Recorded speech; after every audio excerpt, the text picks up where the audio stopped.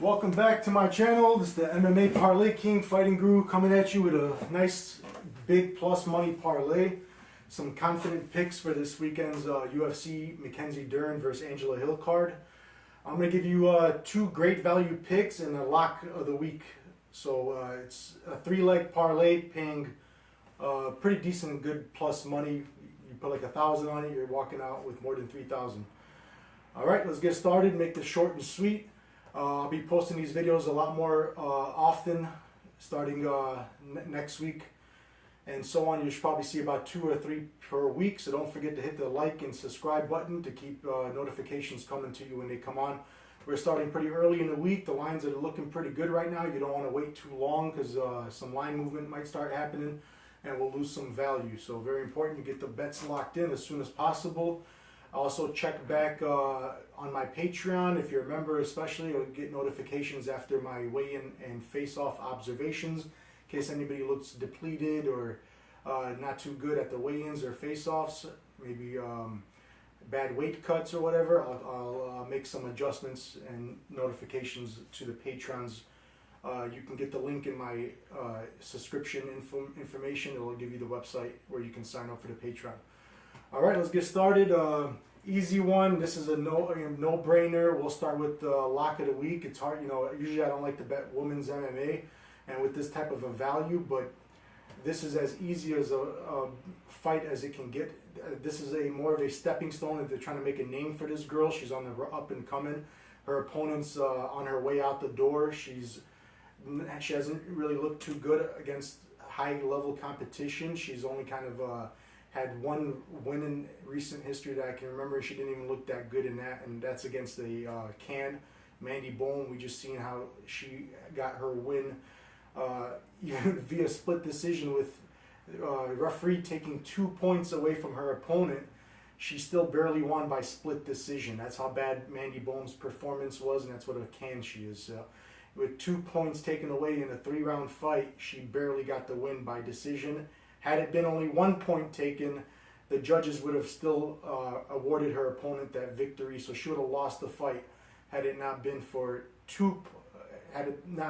both points taken away from her opponent. So that was luck by her end, but yeah, she's a can. And outside of that, Victoria Leonardo's looked terrible. This is a complete mismatch. Her opponent's well everywhere. She's going to have the advantage anywhere the fight goes. Her judo throws are nice. Her ground game, jiu-jitsu is very, very nice. She'll have the advantage there if it goes there.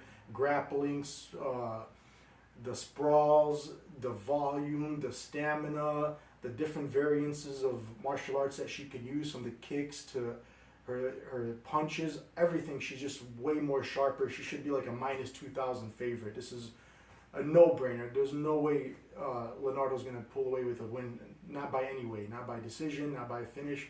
So that's an easy leg of the parlay I won't be worried about. So we're going with Sylvia on that one to beat Leonardo. Next one we're going to talk about is a guy coming back from a short layoff.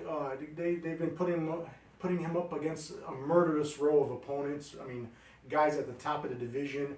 He even, fares well against them. I mean, outside the Matsu's Gamrot fight that Fiera had, terrible style matchup, and this guy's a killer. Maybe top 5 in the division. Technically speaking, the guy's only got like 1 loss on his record against the same guy Fiera had lost to, which is Darush, who's going to be fighting for the belt in his next top 3 guy. So there's no shame in that. So Fiera is being overlooked here. I don't know if it's because he's coming off of 3 losses or what, but Michael Johnson, he's just on the decline. We've seen him lose to a guy that should be retired already in Clay Guida. So you're losing to guys like Clay Guida, and there's a reason why he lost to Clay Guida is because of the grappling hole in his game. And I've seen the interviews, I've checked on the condition of Fiera, and he's looking better than ever. He's been even in his short layoff, a year and a half, whatever it's been that he's been off, he's been active in jiu-jitsu tournaments and grappling. He's still active in some form of MMA. He's resting his injury, so he's 100% now. He's ready to go. He should be a larger favorite. It's a terrible style matchup for Johnson, who I think is in the latter part of his career. He'll probably be cut soon. Had it not been for his big name and how long he's been with the UFC, I doubt they'd be even, this is a gimme fight for this guy not to be on his 4th in a row. But like, again, his 3 losses, high level competition. Outside of those guys, he looks great in all of his fights, and in interviews and everything, he's already said that he doesn't mind standing up because he's a stronger fighter. I mean, he's a stronger puncher. If there's anybody who's going to get knocked out, it's not going to be him. It'll be Michael Johnson. But he said he's not going to be stupid. He knows how important this fight is for renegotiating his contract and how bad it would be for him to get a 4th loss consecutive. So he's talked about implementing a very good game plan, and he wants to get this to the ground and use his huge advantage in jiu-jitsu. So that's a great thing that his mind is right. He knows, for this MMA, they're pretty decent in making a plan for this type of style fighter that Michael Johnson is. So he's coming with the better coaching and camp in this fight as well. All signs point that he should be the much bigger favorite, and at like a -150. Johnson's only like a +120 pick 'em, barely an underdog inside of a parlay, especially. Great value.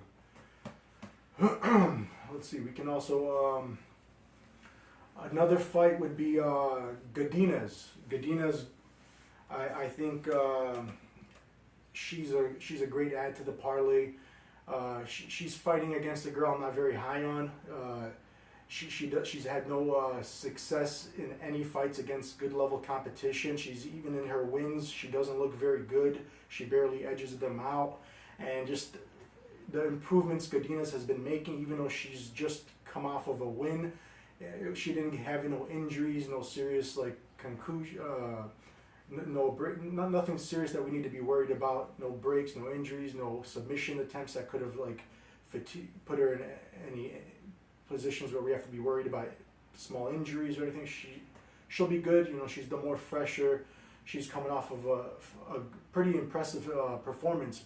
She was out volumed by Cavillo. Cavillo looked her best. Cavillo knew that this was her, go big or go home opportunity. If she had lost this fight, they were going to cut her, I think, which they did. And she had one of her best performances. She even out volumed Godinez, but Godinez's improvements on the feet, because she's got a pretty good grappling game. She's got a pretty good ground game, but her weakness was her stand-up, and she has made some improvements in her stand-up, so that gives me more confidence in making her a leg of the parlay, because also she's got great value. She's also only a -150. Her opponent like a +120, almost a pick'ems. So great odds. Combining these 3 together, a very confident favorite and 2 small near pick'em favorites.